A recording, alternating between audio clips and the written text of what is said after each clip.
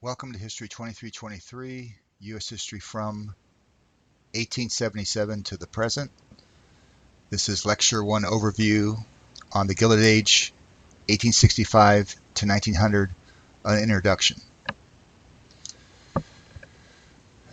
The Gilded Age term comes from a novel by Twain and Warner that was written in 1873, and the term gilded refers to having a golden surface that is covering a cheap underbase. So on the positive side of the Gilded Age, you have a rising standard of living, you have tremendous industrial growth, all kinds of inventions and inventors, and the U.S. is emerging as a military power as well. But underneath the surface, you actually have, as part of that cheap underbase, many issues. So these new super rich class is rising up. Carnegie with steel, Rockefeller with oil, Swift with beef, and then families of the wealthy families begin to practice what we call conspicuous consumption.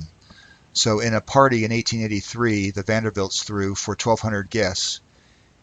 They spent more money on each guest in that one night than a miner working in a mine for an entire year, and that's a 66-hour work week I'm talking about, would make less money than what they had spent, the Vanderbilts had spent on each of their invited guests for that one night.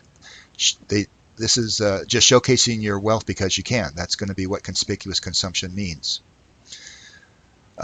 Also, there's corruption at all levels of government, but especially in certain cities, in this case, Boss Tweed in New York City.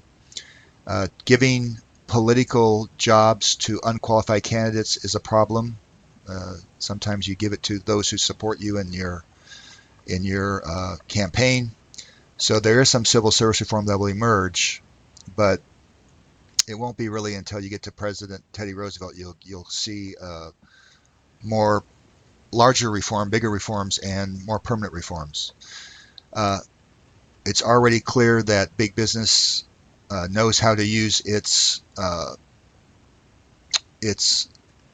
resources to get legislation passed that benefits it. So that becomes known, since the first big business is railroads, it becomes known as railroading legislation. Conditions for workers will be bleak, wages low, hours long, sweatshops for women. Miners will die young because of ingesting coal dust into their lungs on a daily basis.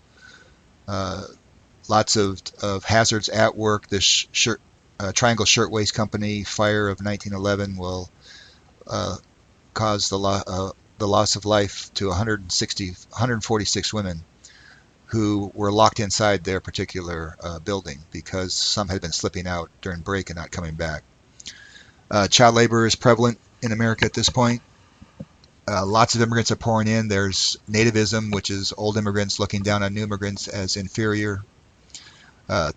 Many Civil War veterans who are probably still suffering in the aftermath of that, from that war, and very few, if any, government benefits at this point.